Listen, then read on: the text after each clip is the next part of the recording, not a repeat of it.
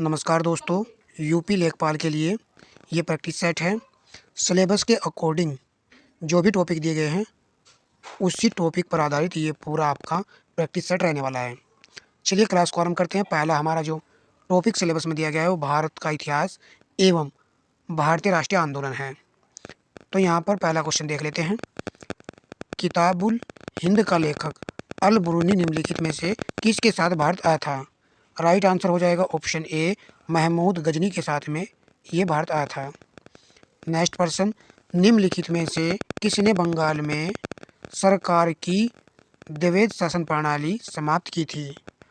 तो ये समाप्त की थी वारेन हेस्टिंग्स ने। ऑप्शन बी यहाँ पर आपके प्रश्न का राइट आंसर हो जाएगा। प्रश्न नंबर आपका नेक्स्ट है। चीनी यात्री फायान किस गुप्त शासक के शासनकाल के दौरान भारत आया था? चीनी यात्री फायान, तो ये आए थे चंद्रगुप्त द्वितीय के शासनकाल में आए थे। सी विकल्प आपके प्रश्न का राइट आंसर हो जाएगा। प्रश्न नंबर नेक्स्ट है। महात्मा गांधी ने सत्याग्रह सभा की स्थापना किस वर्ष में की थी? यह प्रश्न पूछा गया है, सत्याग्रह सभा की स्थापना। तो इसका राइट आंसर हो जाएगा ऑप्शन सी, फरवरी 1919 में। एग्जाम के लिए इम्पोर्टेंट क्वेश्चन रहने वाला है। फरवरी 1919 में की थी इसकी स्थापना, सत्याग्रह सभा की। नेक्स्ट प्रश्न, वर्ष 1917 का कौन सा सत्याग्रह महात्मा गांधी का पहला सत्याग्रह था और भारतीय स्वतंत्रता आंदोलन में एक बड़ा विद्रोह था? ये तो राइट आंसर हो जाएगा ऑप्शन डी विकल्प, चंपारण का सत्याग्रह, जो कि 1917 में ये हुआ था। महात्मा गांधी जी का ये पहला सत्याग्रह आंदोलन था। नेक्स्ट प्रश्न देखते हैं। भारतीय राज्यव्यवस्था एवं भारतीय संविधान, ये नेक्स्ट टॉपिक है हमारा, इससे प्रश्न लगाएंगे। संविधान सभा ने बी.आर. अम्बेडकर की अध्यक्षता में प्रारूप समिति का गठन कब किया था? प्रारूप समिति का गठन किया गया था 29 अगस्त 1947 को। ये क्वेश्चन भी इंपॉर्टेंट है। 29 अगस्त 1947 को प्रारूप समिति का गठन जो है किया गया था। ठीक है, इसमें प्रारूप समिति में दोस्तों 7 सदस्य थे। ये पॉइंट आप भली भांति जानते भी होंगे, ये भी पूछा जाता है। नेक्स्ट प्रश्न, केंद्रीय मंत्रिपरिषद सम्मिलित रूप से किसके प्रति उत्तरदायी होती है? केंद्रीय मंत्रिपरिषद, तो राइट आंसर हो जाएगा ऑप्शन सी, लोकसभा के प्रति ये उत्तरदायी होती है। अच्छा प्रश्न है। प्रश्न नंबर नेक्स्ट देखते हैं। भारत सरकार के वित्तीय खातों से जुड़े भारत के नियंत्रक एवं महालेखा परीक्षक का प्रतिवेदन किसे प्रस्तुत किया जाता है? भारत सरकार के वित्तीय खातों से जुड़े भारत के नियंत्रक एवं महालेखा परीक्षक का प्रतिवेदन किसे प्रस्तुत किया जाता है? तो ये किया जाता है राष्ट्रपति को। ऑप्शन सी यहाँ पर राइट आंसर है। बेहतरीन प्रैक्टिस सेट है, तो पूरे प्रैक्टिस सेट में दोस्तों बने रहिएगा क्लास में। भारत का पहला नगर निगम कहाँ स्थापित किया गया था? तो इसका राइट आंसर हो जाएगा ऑप्शन बी, मद्रास चेन्नई में भारत का पहला ये नगर निगम था। नेक्स्ट प्रश्न, संघ सूची और समवर्ती सूची के विषयों पर कानून बनाती है, कौन बनाती है कानून? तो राइट आंसर है ऑप्शन ए, संसद बनाती है। नेक्स्ट प्रश्न, नेक्स्ट टॉपिक है भारत एवं विश्व का भूगोल। क्वेश्चन नंबर 11 है। निम्नलिखित में से कौन सा भारतीय राज्य सर्वाधिक लंबी तटरेखा वाला राज्य है? तो सर्वाधिक लंबी तटरेखा गुजरात राज्य की है, ये फर्स्ट नंबर पर आता है। सेकंड पर आपका आंध्र प्रदेश आता है।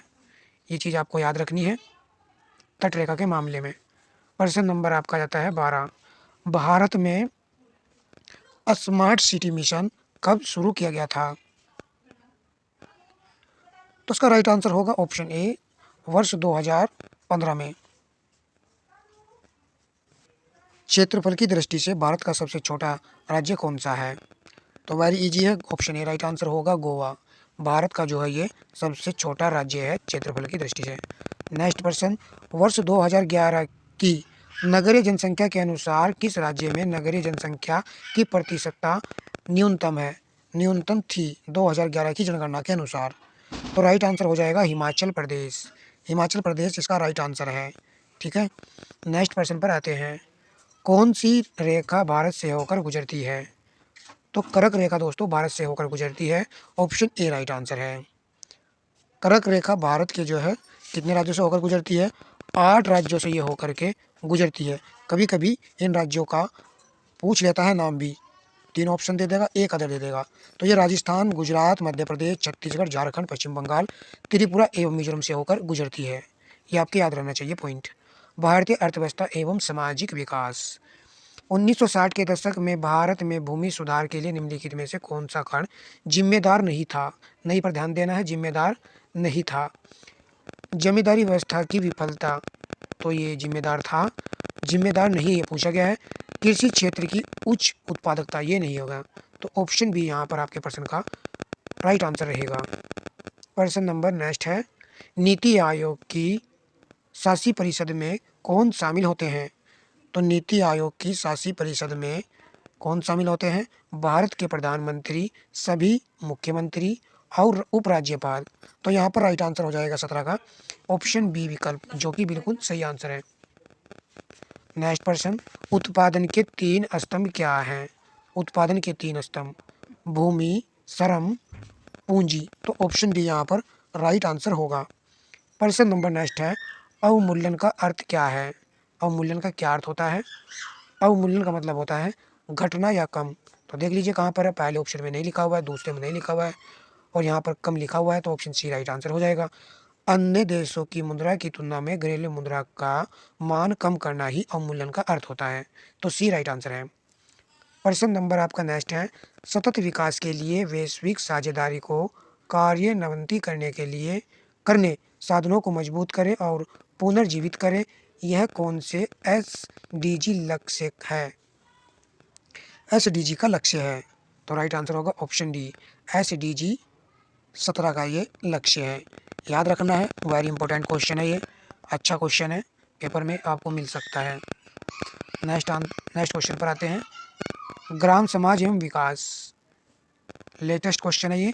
वीबी जी राम जी अधिनियम 2025 के तहत ग्रामीण क्षेत्र में काम के इच्छुक व्यक्ति को एक वित्तीय वर्ष के दौरान कितने दिन का रोजगार उपलब्ध कराने की गारंटी दी गई है?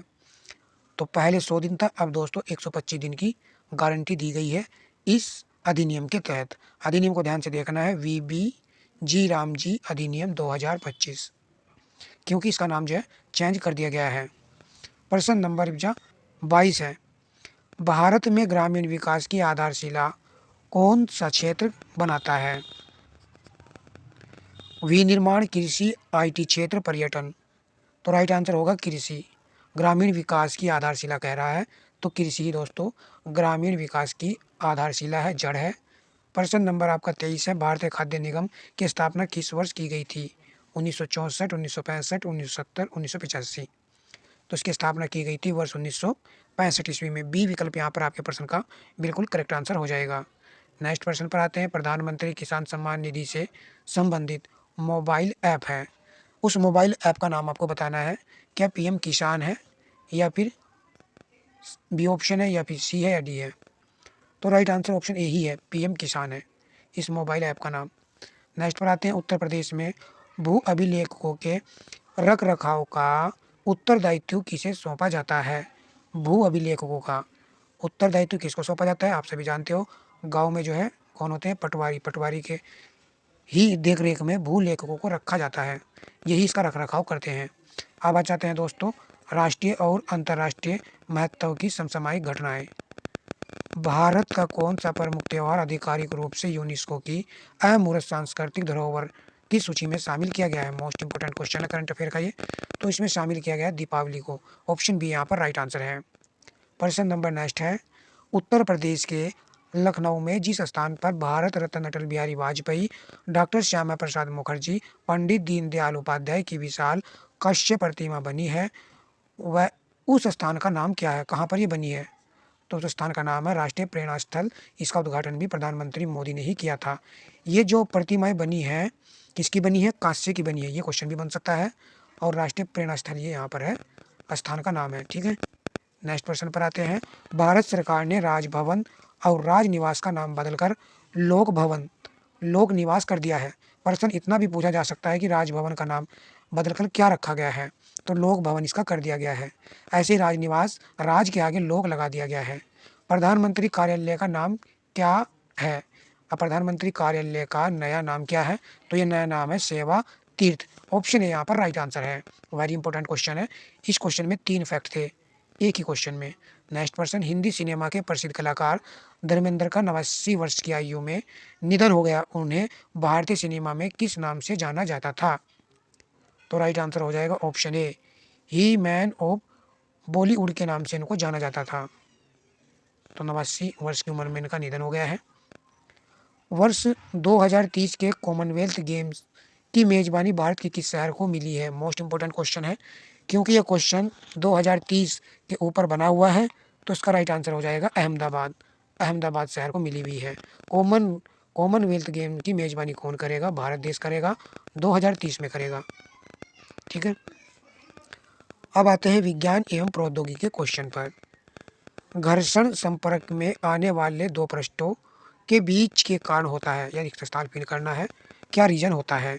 अनियमितताओं का, चिकनाई का, घनत्वों का, अंतराल का। तो राइट आंसर हो जाएगा अनियमितताओं का। ऑप्शन ए राइट आंसर है। नेक्स्ट पर्सन, वह मीटर जो वाहन द्वारा तय की गई दूरी को मापता है उसे क्या कहा जाता है? वाहन द्वारा तय की गई दूरी को मापा जाता है पथ मापी के द्वारा। ऑप्शन बी यहाँ पर करेक्ट आंसर है। नेक्स्ट पर्सन पर आते हैं, ऊर्जा की एसआई इकाई क्या है? ऊर्जा की एसआई इकाई इसकी होती है जूल। ऑप्शन बी यहाँ पर राइट आंसर है। पर्सन नंबर आपका 34 है। भारतीय अंतरिक्ष अनुसंधान संगठन द्वारा आंध्र प्रदेश के श्रीहरिकोटा में स्थित सतीश धवन अंतरिक्ष केंद्र से चंद्रयान 3 को किस रॉकेट से लॉन्च किया गया था? मोस्ट इंपोर्टेंट क्वेश्चन है, किस रॉकेट से इसको लॉन्च किया गया था? ये प्रश्न आपसे पूछा गया है। तो इसको लॉन्च किया गया था LVM-3 के द्वारा। LVM-3 के द्वारा इसको लॉन्च किया गया था 14 जुलाई, डेट भी याद कर लीजिए, 14 जुलाई 2023 को चंद्रयान 3 को लॉन्च किया गया था। ठीक है, और ये 23 अगस्त 2023 को चंद्रमा की सतह पर उतरा था। अंतरिक्ष दिवस भी मनाया जाता है 23 अगस्त को। नेक्स्ट पर्सन, भारत के द्वारा विकसित किया गया सबसे बड़ा उपग्रह परमोचक वाहन है, क्या राइट आंसर बनेगा इसका? तो ये है दोस्तों GSLV-MK3। Option A right answer है। सबसे बड़ा उपग्रह परमोचक वाहन है ये, जिसके द्वारा बड़े बड़े उपग्रह को लॉन्च किया जाता है। पर्यावरण, पारिस्थितिकी एवं आपदा प्रबंधन से क्वेश्चन देखने को मिलने वाले हैं। निम्नलिखित में से कौन सा भारतीय राज्य 26 दिसंबर 2004 को सुनामी से सबसे बुरी तरह प्रभावित हुआ था? तो ऐसे क्वेश्चन बनते हैं लेखपाल के एग्जाम में। तो इसका राइट आंसर हो जाएगा ऑप्शन सी, तमिलनाडु राज्य बुरी तरह से प्रभावित हुआ था दिसंबर 2004 में। नेक्स्ट पर्सन है, निम्नलिखित में से कौन सा गैर पारंपरिक सुरक्षा खतरा नहीं है? सुरक्षा खतरा नहीं है। देखिए यहाँ पर शस्त्रों की होड़, पहाड़ों पर बर्फ का पिघलना, देखिए ये खतरा बना हुआ है। और मानव की तस्करी ये भी है, भूखमरी और कुपोषण भी है, परंतु ये नहीं है। शस्त्रों की होड़ जो है गैर पारंपरिक सुरक्षा खतरा नहीं है, ये पूछा गया था। प्रश्न नंबर 38 है, निम्नलिखित में से कौन सा भारत के 3 जैव विविधता हॉटस्पॉट में से एक है? 3 में से एक है, उसी का आपको यहाँ पर चयन करना है। तो 38 का राइट आंसर हो जाएगा हिमालय।